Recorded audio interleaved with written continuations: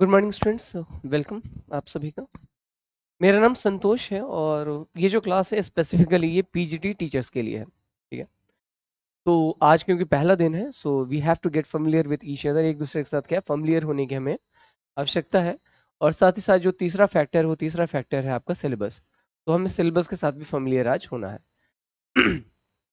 तो syllabus, lesson plan और आगे की जो हमारी कोर्स ऑफ एक्शन हमारा होने जा रहा है उसको हम लोग क्या करेंगे, डिस्कस कर लेंगे कि आप किस तरह से इसके लिए प्रिपेयर कर सकते हैं। ठीक है, तो ये जो सिलेबस है इसको हम लोग है ना रफली दो भागों में बांट सकते हैं। ठीक है, एक जिसे आप लैंग्वेज पोर्शन कह सकते हैं और दूसरा जिसे हम लोग लिटरेचर कहेंगे। एक को हम लोग लैंग्वेज कहेंगे, दूसरे को क्या कहेंगे, लिटरेचर कहेंगे।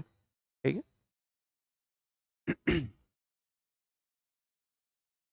लैंग्वेज और दूसरे को हम लोग एड्रेस करेंगे लिटरेचर नाम से। आज दोनों का ही सिलेबस हम लोग डिस्कस करेंगे, एग्जामिनेशन में आपसे किस तरह के प्रश्न पूछे जाते हैं and how we can prepare for that, और हम लोग उसके लिए तैयार कैसे हो सकते हैं इसे भी देख लिया जाएगा। ठीक है, तो देखिए लैंग्वेज में क्या होता है। अगर कोई आपसे बोले कि आपकी लैंग्वेज कैसी है, तो इसका मतलब वो आपसे तीन चीजें जानना चाहता है। क्या क्या जानना चाहता है कि आपकी रीडिंग स्किल्स कैसी हैं, आपकी राइटिंग स्किल्स कैसी हैं, और आपके ओरेशन की बात वो कर रहा है यानी ओरेटरी स्किल्स कैसी हैं। ठीक है, अब ओरेशन की जगह आप स्पीकिंग लिख लीजिए, ज्यादा आपको आसान लगेगा समझने में। ये तीन स्किल्स आपके पास होनी चाहिए, देन वी कैन से कि आपकी लैंग्वेज क्या है, बढ़िया है। ठीक। परीक्षा में इट्स नॉट पॉसिबल कि आपकी स्पीकिंग को क्या है वो जज कर सके, तो तभी पॉसिबल है जब पर्सनल इंटरव्यूज होते हैं। तो ये दो स्किल पे हमारा फोकस रहता है कि आपकी रीडिंग बढ़िया होनी चाहिए। रीडिंग के लिए जो शब्द वहां पे यूज किया जाता है एग्जामिनेशन में, उसे हम लोग कहते हैं कंप्रीहेंशन स्किल।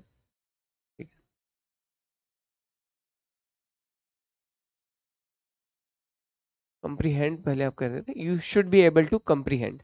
ठीक है, you should be able to comprehend, comprehend से शब्द बनता है कंप्रीहेंशन। ठीक है, तो what is the meaning of, क्या कह सकते हैं, बीइंग एबल टू कंप्रीहेंड। तो being able to comprehend means कि आप किसी भी चीज को देख करके, किसी भी चीज को पढ़ करके उसके पीछे का एग्जैक्ट मीनिंग समझ सके कि राइटर ने जब उसे लिखा तो क्या सोच करके लिखा। जैसे एक वाक्य हम लिखते हैं, एक बहुत ही सिंपल सा सेंटेंस है, your fly is down, your fly is down. तो क्वाइट प्रोबेबली आपको चारों शब्दों की मीनिंग आती होगी, इन चारों शब्दों की मीनिंग आपको आती होगी। बट इसकी अगर हम लोग ओवरऑल मीनिंग है तो हो सकता है एक आध बच्चे को आए और बाकी लोग ना समझ पाए, क्योंकि ये यूसेज पे डिपेंड करता है, प्रयोग पे डिपेंड करता है। तो कई जगहों पे जो जिप होती है, पैंट की जो जिप होती है उसको क्या कहते हैं, फ्लाई कहते हैं। योर फ्लाई इज डाउन कहने का मतलब आपके पैंट की जिप क्या है, ओपन है। सिंपल सी चीज है। तो कंप्रिहेंशन का मतलब होता है we should be able to get the exact meaning what the writer actually intended. जो इंटेंशन था राइटर का लिखते वक्त, वही पढ़ते वक्त हमें क्या है समझ में आना चाहिए। तो कंप्रिहेंशन स्किल हमारे क्या होने चाहिए, अच्छे होने चाहिए, यानी we should be able to comprehend. ठीक, तो रीडिंग का मतलब ये होता है, और ये आपका एक मेजर पोर्शन होगा। तो जो आपका जो मूल सिलेबस है, तो उसमें देखिएगा जो सिलेबस आपका ऑफिशियल है, अगर आप टीचिंग में जाना चाहते हैं तो कंप्रीहेंड करना आपको आना चाहिए, एनालाइज करना आना चाहिए और इंटरप्रेट करना आना चाहिए अनसीन टेक्स्ट को। किसको, अनसीन टेक्स्ट को। तो अब यहाँ पे बात आती है अनसीन पैसेज या अनसीन टेक्स्ट का मतलब क्या होता है। अनसीन पैसेज और अनसीन टेक्स्ट का मतलब क्या होता है, ये तो हमने बता ही दिया कि समझ में आना चाहिए। एनालाइज का मतलब होता है कि जितना लिखा है उससे अधिक समझना, जितना लिखा है उससे अधिक समझना। और इंटरप्रेट का मतलब वही होता है जो कंप्रीहेंड का होता है लगभग। यहाँ पे हम अपनी मीनिंग्स निकालते हैं, यहाँ पे हम लोग we go beyond the meaning, जो लिखा गया उससे भी आगे समझने का प्रयास करते हैं। और कंप्रीहेंशन का मतलब है अर्थ निकालने का प्रयास करते हैं। ये तीन चीजें होती हैं। यहाँ पे बात है अनसीन टेक्स्ट का मतलब क्या होता है। तो अगर मान लीजिए कि we are given a poem written by Milton, John Milton की लिखी हुई कविता दी जाती है, तो छपी हुई है कहीं ना कहीं। और ऐसा हो सकता है कि स्कूल में, कॉलेज में ड्यूरिंग ग्रेजुएशन और ड्यूरिंग मास्टर्स आपने उसे पढ़ा हो, तो वो सीन है, ठीक है, you have seen that text, वो टेक्स्ट आप क्या है देख चुके हैं, ठीक। तो अनसीन टेक्स्ट कहने का मतलब है, मान लीजिए आज का अखबार दे दिया जाए, आप एग्जामिनेशन हॉल में जाए और आज का अखबार आपको दे दिया जाए, तो हो सकता है आप अखबार देख करके नहीं गए हो, सुबह सुबह परीक्षा है, तो वो जो टेक्स्ट होता है उसको कहते हैं अनसीन टेक्स्ट। नॉर्मली कोई नया पैसेज अगर हमारी आंखों के सामने आता है, तो उस तरह के टेक्स्ट को हम लोग क्या कहते हैं, अनसीन टेक्स्ट कहते हैं, इसका ध्यान रखिएगा। अनसीन टेक्स्ट की मीनिंग क्या हो जाएगी, जो आपने इससे पहले ना देखा हो। तो इसको हम लोग कैसे पढ़ेंगे, तो मतलब मेरी जो अभी तक की जो प्राथमिकता है या फिर जो मेरा मेथड रहा है, उसमें हम लोग क्या करते हैं कि एडिटोरियल्स के माध्यम से विषय पे कुछ लिखा जा रहा है, तो उसका क्या मीनिंग हो सकता है, उसका क्या कॉन्टेक्स्ट हो सकता है, उसको हम लोग समझने का प्रयास करते हैं। And I hope you should have the habit, ठीक है, आप सभी की हैबिट होनी चाहिए कि कम से कम एटलीस्ट 1 और 2 न्यूज़पेपर्स आपको डेली बेसिस पे पढ़ने ही चाहिए, ठीक है। ये किसी भी स्वस्थ व्यक्ति के लिए ज़रूरी है, मतलब basically we are not talking about physical health, यहाँ पे हम लोग बात कर रहे हैं कि अगर आप एक स्टूडेंट हैं, एक टीचर बनना चाहते हैं, तो हमें आसपास की चीज़ों को लेकर के क्या अवेयर होने की आवश्यकता रहती है, ठीक है।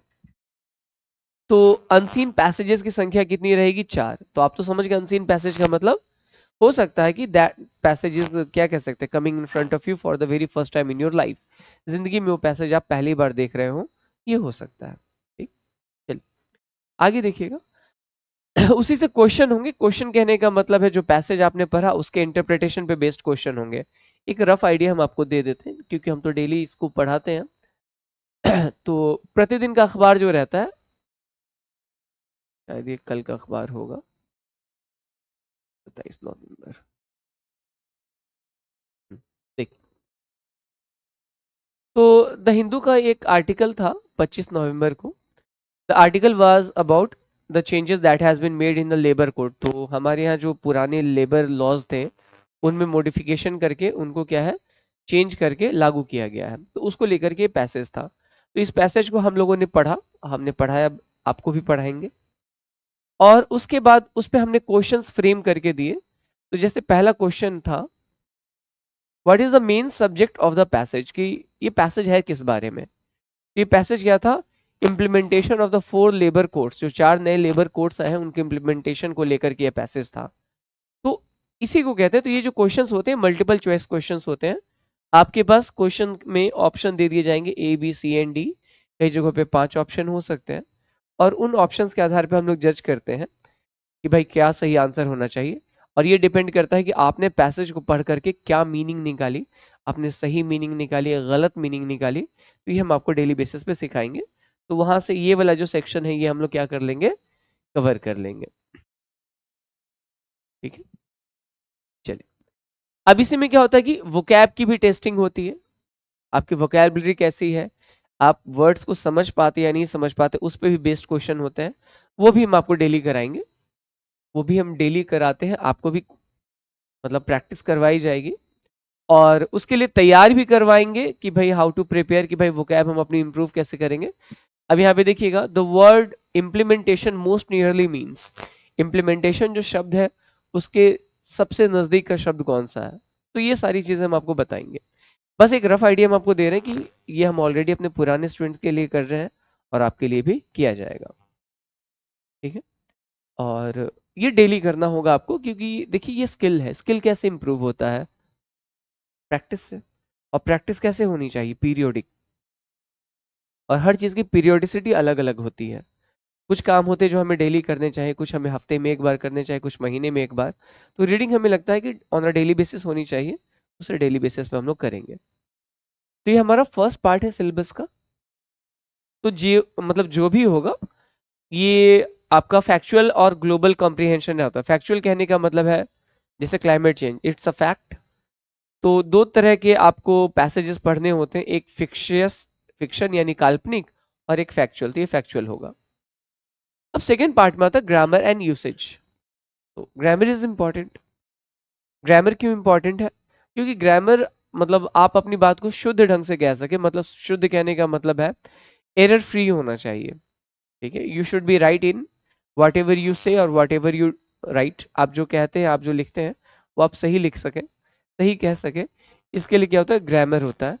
तो ये डिफाइंड सिलेबस है। डिफाइंड सिलेबस कहने का मतलब this is mentioned on most of the websites, जहां से भी आपकी पीजीटी टीचर्स की वैकेंसीज आती हैं, वहां पे मेंशन्ड है कि भाई ये टॉपिक्स हमारे कवर्ड होने चाहिए, तो ये टॉपिक्स आपको पढ़ाए जाएंगे। हो सकता है कई बार हम लोग इस ऑर्डर को फॉलो करें, और कई बार हम अपने पढ़ाने के अनुभव के आधार पे इस ऑर्डर को चेंज करेंगे। क्यों चेंज करेंगे? क्योंकि हमें लगता है कि ये बाद में पढ़ाना चाहिए, पहले पढ़ाना चाहिए, उस हिसाब से चेंज करेंगे। But all these topics will be covered, ये सारे टॉपिक्स हम लोग क्या करेंगे, कवर करेंगे। ठीक है, वेट कर लेना। तो आर्टिकल्स हैं, डिटरमाइनर्स हैं, वर्ब, टेंसेस, एडवर्ब्स, तो ये आप जानते होंगे और ये हम लोग पढ़ेंगे। ये डिफाइंड सिलेबस है तो जरूरी नहीं किसी को पढ़ेंगे, इसके अतिरिक्त पढ़ सकते हैं। There can be some additions, omission नहीं होगा, इसका ध्यान रखिएगा। कुछ ऐड करेंगे, कुछ भी ओमिट नहीं किया जाएगा। Vocabulary, word formation, idioms and phrases, transformation of sentences. अब देखिए क्या, वोकैबुलरी तो आपको बताया ही, और आई डोंट नो आप कैसे कंफर्टेबल है, but even if you want bilingual क्या कह सकते हैं, वोकैबुलरी लिस्ट, तो हम आपको प्रोवाइड करेंगे, वो भी डेली बेसिस पे देंगे। और ये देखिएगा क्या ना, ये एक स्लो प्रोसेस है।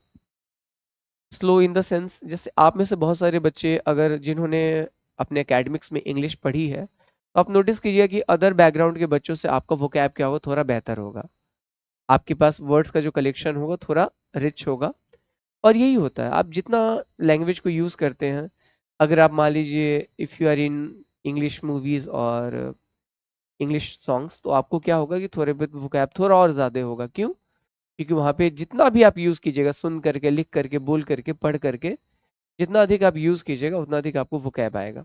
बट हम अपनी तरफ से फिर भी क्या है, डेली बेसिस पे आपको ये सारी चीज़ें बताएंगे।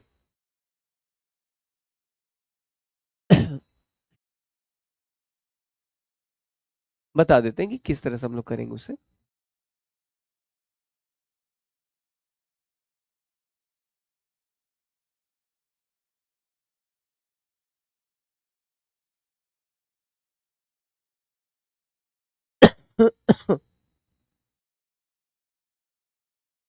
अ, ये एक स्टोरी है। ऑर्थर कॉनन डॉयल एक राइटर है, और उन्होंने शर्लक होम्स नाम का क्या है कैरेक्टर क्रिएट किया। हम एक एग्जांपल दे रहे हैं। तो नॉर्मली हम, क्योंकि कई सारे बच्चे होते हैं जिनका बैकग्राउंड काफ़ी वीक होता है, तो बाइलिंगुअल हम लोग करके देते हैं। बाइलिंगुअल कहने का मतलब है the same text is mentioned in English and the essence is mentioned in Hindi. Text आपका अंग्रेजी में रहेगा और उसका जो एसेंस है वो क्या रहेगा, हिंदी में रहेगा। वो पढ़ सकते हैं। प्लस प्लस ये जो भी यहाँ पे जो भी इंपॉर्टेंट वर्ड्स होंगे, जो वर्ड्स मुझे लगता है कि इंपॉर्टेंट है, उन वर्ड्स को हम लोग क्या करेंगे, बाद में उनकी मीनिंग भी हम लोग देखेंगे। जैसे हैम्पर है, तो हैम्पर क्या है, नाउन है। बास्केट फॉर कैरिंग फूड, मतलब जिसमें आप चीज़ें ले जा करके कैरी कर सकते हैं एक जगह से दूसरी जगह, उसे हम लोग हैम्पर कहते हैं। The meaning is mentioned in English and for the comfort of people who are comfortable in Hindi the meaning is also mentioned in Hindi. And there is an example, उसके बाद एक एग्जाम्पल है जिसमें उसको क्या है, यूज किया गया है। She open the picnic hamper. तो इस तरह से क्या है कि हम लोग ग्रेजुअली वोकैब बिल्ड करने का प्रयास करेंगे। जो भी आपके सिलेबस में मेंशन्ड है उससे अतिरिक्त पढ़ेंगे, उससे कम हम लोग नहीं पढ़ेंगे। There will be some additions, there won't be any omissions, कुछ भी ओमिट नहीं करेंगे। ठीक है, चलिए। इडियम्स एंड फ्रेजेस, जिस तरह से शब्द होते हैं उसी तरह से इडियम्स होते हैं। तो शब्दों का समूह को इडियम कहते हैं। Idioms have a specific meaning, like flogging a dead horse, Apple of someone's eyes. ठीक है, तो ये सारे जो इडियम्स होते हैं, इस तरह से इडियम्स आपके रीडिंग में आएंगे। हम उनके लिस्ट देंगे और आपको बताएंगे किस तरह से इडियम्स एंड फ्रेजेस को याद किया जाता है। That will be done. Transformation of sentences का मतलब होता है कि a single sentence can be written in many ways. एक वाक्य को आप कई तरह से लिख सकते हो, और उसी को कहते हैं transformation. But we have to keep the meaning intact, meaning change नहीं होनी चाहिए। जैसे आई एम सिक, मैं बीमार हूं, ये एक अफर्मेटिव सेंटेंस है। I affirm that I am sick, मेरी तबीयत ठीक नहीं है। आई एम नॉट वेल, तो अगर हम लिखते हैं आई एम सिक,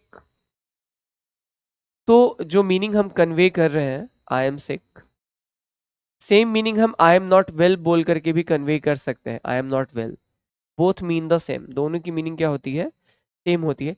लेकिन जहां यह एक अफर्मेटिव यानी हाँ वाला सेंटेंस है, वहीं ये एक नेगेटिव यानी ना वाला सेंटेंस है। तो इस तरह के वाक्यों को लिखना ही क्या कहलाता है, ट्रांसफॉर्मेशन कहलाता है। ट्रांसफॉर्मेशन कई तरह के होते हैं, removal of to direct to indirect speech, active to passive voice, सब हम आपको बताएंगे। ठीक। और ये डिटेल सिलेबस हम आपको एज अ पीडीएफ भी दे देंगे। क्यों दे देंगे, तो दैट यू नो कि आपको क्या क्या पढ़ना है और क्या क्या पढ़ाई हो चुकी है। ठीक है। और सिलेबस से भी ज़्यादा जो इम्पोर्टेंट मुझे लगता है वो ये लगता है कि जब आप सेल्फ असेसमेंट करें, आप खुद के टेस्ट लगाएं, चाहे हमारे ऑर्गेनाइजेशन के द्वारा जो टेस्ट आपको दिए जाए, चाहे बाहर के टेस्ट आप लगाएं, या प्रीवियस ईयर के क्वेश्चंस जब आप बनाएं, वो बने और आपको सेटिस्फेक्शन हो कि नहीं मेरी जो प्रिपरेशन है is on the right track, और मतलब सही रास्ते पे है और मुझे सक्सेस मतलब मिल जाएगी। ठीक है, ये सेटिस्फेक्शन ज़रूरी है। इसके बाद मैंने कहा था ना कि 3 स्किल्स होते हैं, you should be able to read, write and speak. आपको लिखना पढ़ना और बोलना आना चाहिए। तो ऊपर में तो हम लोगों ने क्या है देखा कि हम अपना ग्रामर कैसे इंप्रूव करेंगे, रीडिंग कैसे इंप्रूव करेंगे। यहाँ पे राइटिंग स्किल्स पे आपके क्वेश्चन होंगे। तो राइटिंग वाला जो पोर्शन है, रीडिंग के बाद हम लोग ग्रामर पे जाएंगे, but we will wait for the writing portion. Writing portion के हम लोग वेट करेंगे, क्योंकि जब तक until unless you have complete command over grammar, you are not going to be able to write in the क्या कह सकते हैं exam specific manner. Exam specific manner में आप तब तक नहीं लिख पाइएगा जब तक कि आपका कोर सिलेबस एक बार कंप्लीट ना हो जाए। तो हम लोग ग्रामर के खत्म होने का वेट करेंगे। Once the syllabus of grammar is complete, उसके बाद हम लोग राइटिंग सेक्शन में जाएंगे। अब क्या क्या राइटिंग सेक्शन में आपके आता है, एडवर्टीजमेंट, नोटिस, इन्विटेशन या रिप्लाई, फॉर्मल या इनफॉर्मल। तो रिप्लाई, नोटिस का भी रिप्लाई हो सकता है, लेटर का भी हो सकता है। फिर आपको फैक्चुअल राइटिंग आती है। फैक्चुअल राइटिंग कहने का मतलब है ऐसे हो सकता है, रिपोर्ट्स हो सकते हैं, कुछ भी हो सकता है, वो हम आपको सिखाएंगे। तो इन सभी चीजों के लिए देखिए राइटिंग के लिए क्या चाहिए, 3 चीजें चाहिए। फैक्ट्स, हमें जिस चीज के बारे में लिखना है उसके बारे में हमें पता होना चाहिए, जो हम लोग न्यूज़पेपर इत्यादि पर पढ़ करके, या फिर आपकी अपनी भी इंफॉर्मेशन है, आपकी अपनी भी नॉलेज है, आप वो होगा फैक्ट। उसके बाद हमें चाहिए शब्द, वोकैब। ये हमारे पास शब्द होने चाहिए ताकि उन फैक्ट्स को हम क्या है, when we put pen to paper, जब हम अपनी कलम से लिखना चाहें तो हमारे पास शब्द होने चाहिए। और उसके बाद हमारा क्या सही होना चाहिए, ग्रामर। ग्रामर सही होने से फायदा क्या होता है कि ये शब्द हम सही ढंग से यूज कर पाते, we are able to use these words in the correct manner as they were suppose to be used. जैसे उन्हें प्रयोग करना था उस तरह से हम लोग क्या है यूज कर सके। तो ये तीनों चीजें, तो फैक्ट्स रीडिंग से आएगा, वोकैब रीडिंग से इंप्रूव हो, ग्रामर हम आपको पढ़ाएंगे। जब ये सारी चीजें हो जाएंगी, then we will enter in the realm of writing. तो हम लोग लिखना शुरू करेंगे और वहां पे धीरे धीरे हम आपको बताएंगे कि कौन सी चीज कैसे लिखी जाती है। I will teach you that. Formal letter हो सकता है आपको, ठीक है, कंप्लेन वाला लेटर हो सकता है, मतलब लेटर्स रहेंगे। पर्सनल लेटर हो सकते हैं, पर्सनल लेटर को हम लोग इनफॉर्मल लेटर भी कहते हैं। एसेज हो सकते हैं, जो भी होगा वो सारी चीजें आपको, लेकिन ये तभी है जब 3 चीज होंगी, फैक्ट, वोकैब एंड ग्रामर। ये 3 चीजें आपके पास होनी चाहिए। Now comes the syllabus of English literature. ठीक है, तो इंग्लिश लिटरेचर में हमें क्या करना होता है ना कि इंग्लिश लिटरेचर में हमें पीरियड्स मतलब बांट दिया गया है पीरियड्स में। जैसे ओल्ड इंग्लिश को यहाँ पे मतलब एक्सक्लूड किया गया है, बट हम आपको ओल्ड इंग्लिश थोड़ा सा कवर करेंगे, ओल्ड इंग्लिश हल्का सा कवर करके पढ़ाएंगे। ये जो ऑफिशियल सिलेबस है, ऑफिशियल सिलेबस आपके 64 से शुरू होता है, मतलब मिडिल इंग्लिश से शुरू होता है। 1320 से लेकर 1400 का पीरियड था 64 का, उसके यहाँ पे बात की गई है। तो जब हम लोग लिटरेचर पे आएंगे तो we won't be just studying about the writers themself, सिर्फ राइटर्स के बारे में नहीं पढ़ेंगे, हम उनके राइटिंग स्टाइल के बारे में पढ़ेंगे। हम उनके द्वारा लिखे गए कुछ इंपॉर्टेंट जो लिटरेरी पीसेस होंगे, चाहे वो प्रोज हो, चाहे पोइट्री हो, चाहे फिक्शन हो, चाहे नॉन फिक्शन हो, उसके बारे में पढ़ेंगे। उसमें जो कुछ फेमस लाइनें होंगी उनके बारे में पढ़ेंगे। उनके कुछ बुक्स को डिस्कस करेंगे हम लोग। जैसे अगर हम लोग चौसर को पढ़ेंगे तो कैंटरबरी टेल्स हमें पढ़ना होगा, कैंटरबरी टेल्स के बारे में पढ़ेंगे। उसमें जो कुछ फेमस लाइनें होंगी, कुछ फेमस उसमें स्टोरीज होंगी, कुछ फेमस उसमें कैरेक्टर्स होंगे, इनको डिस्कस करेंगे। और कुछ समरीज भी हम लोग डिस्कस करेंगे, कुछ बुक्स की समरीज को भी डिस्कस करेंगे। देखिए the right thing would have been to study them completely, कि ये सारी किताबें पूरी तरह से पढ़ ली जाए, but for that we had 3 years in graduation and 2 years in masters, but उसके लिए आपके पास 3 साल ग्रेजुएशन में 2 साल मास्टर्स में था, जहां आप you could have done that, आप वो कर सकते थे। बट अभी हम लोग सिर्फ एग्जाम के हिसाब से पढ़ेंगे, we are not into research, हमें रिसर्च करनी है नहीं। तो यहाँ पे एक लिस्ट है कि एज ऑफ चौसर अगर पढ़ेंगे तो किन के बारे में, तो we will be studying about Geoffrey Chaucer and William Langland.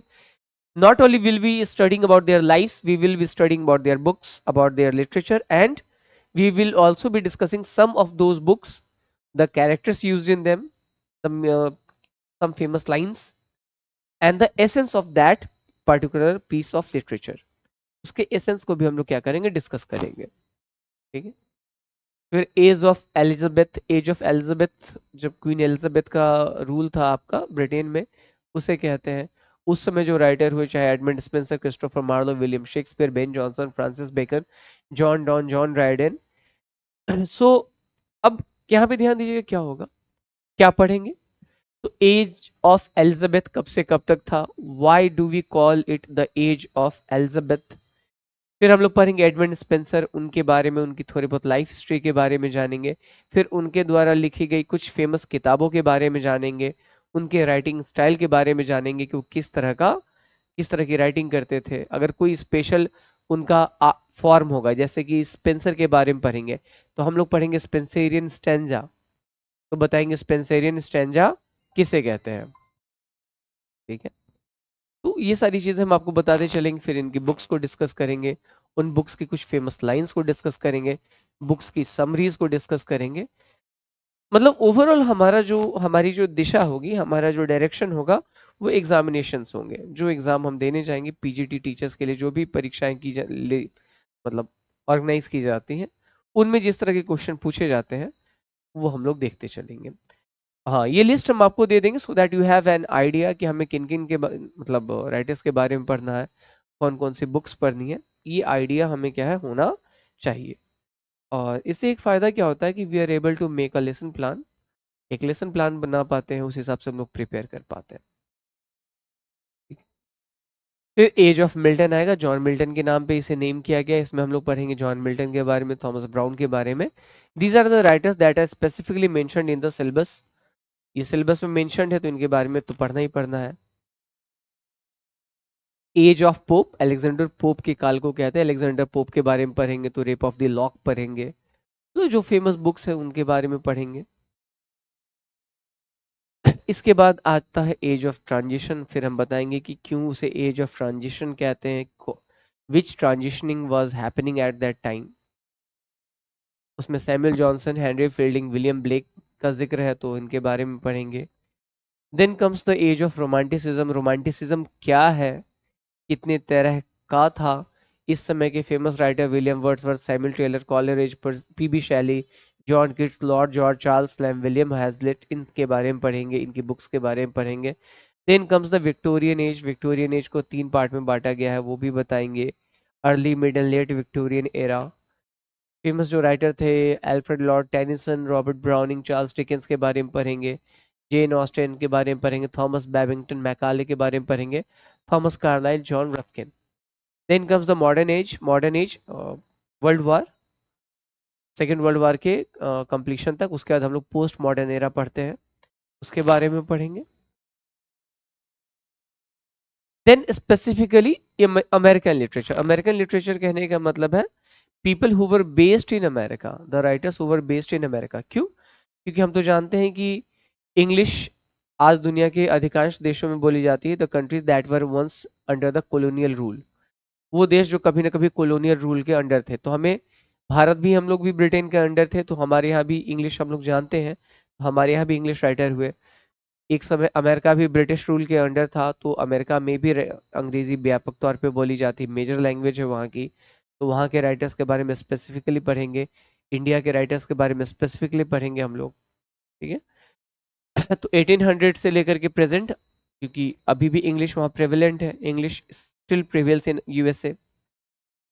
World literature पढ़ेंगे, वर्ल्ड लिटरेचर कहने का मतलब है जहां जहां wherever the Britishers ruled, they taught them English, they taught them English, जहां भी ब्रिटेन ने रूल किया वहाँ के लोगों को ब्रिटेन ने क्या सिखाया, इंग्लिश सिखा दी, और फिर वहाँ पे इंग्लिश लिटरेचर भी लिखा गया, उसके बारे में पढ़ेंगे।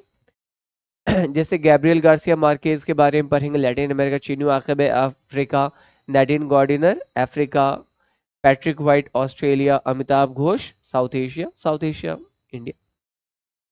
साउथ एशिया इसलिए बोलते हैं क्योंकि the Britishers ruled South Asia but when they left us they broke us into 3 parts, तो इसलिए साउथ एशिया बोला जाता है। उसमें कुछ राइटर्स हो सकते हैं पाकिस्तान चले गए, कुछ बांग्लादेश चले गए हो। मॉडर्न इंडियन राइटिंग भी हमें पढ़नी है 1900 से लेकर के प्रेजेंट। नॉर्मली इसमें हमें उन राइटर के बारे में पढ़ना होता है जिन्हें या तो बुकर, मैन बुकर या कोई इंटरनेशनल मतलब अवार्ड मिला है, जिनको रिकग्नाइज किया गया है ऑन दैट बेसिस, क्योंकि अभी तो बहुत सारे राइटर्स लिखते हैं but we only have to discuss the writers that have some significant impact. तो Anita Desai, Vikram Seth, Nitin Ezekiel, Keki N Daruwalla, Ruskin Bond, R K Narayan, Mulk Raj Anand, Khushwant Singh, Kamala, Markand, V S Naipaul. Okay, तो हम इन सभी राइटर्स को पढ़ेंगे, इनकी लाइफ के बारे में पढ़ेंगे, इनके राइटिंग स्टाइल के बारे में पढ़ेंगे, इनकी फेमस बुक्स के बारे में पढ़ेंगे, इनकी फेमस बुक्स से अगर कोई लाइन है जो काफ़ी फेमस हुई तो वो पढ़ेंगे, कैरेक्टर्स के बारे में पढ़ेंगे। We will be discussing all these things, हम लोग ये सारी चीज़ें क्या है डिस्कस करेंगे। तो the formal classes will start from Monday, हमारी फॉर्मल क्लासेस क्या मंडे से शुरू होंगी, और एक सिंगल क्लास में we will try to cover things on a daily basis. तो वो आपको पहले लेसन प्लान हम दे देंगे कि आज की क्लास में क्या हम लोग शुरू करेंगे। ग्रामर की क्लासेस अलग चलेंगी, रीडिंग की अलग चलेंगी, और लिटरेचर की आपकी अलग चलेंगी। वो शेड्यूल आपको प्रोवाइड कर दिया जाएगा along with the detailed lesson plan, और स्टडी मटेरियल भी आपको बिफोर हैंड हम दे देंगे, सो दैट आप थोड़ी सेल्फ स्टडी करके क्लास में आओ।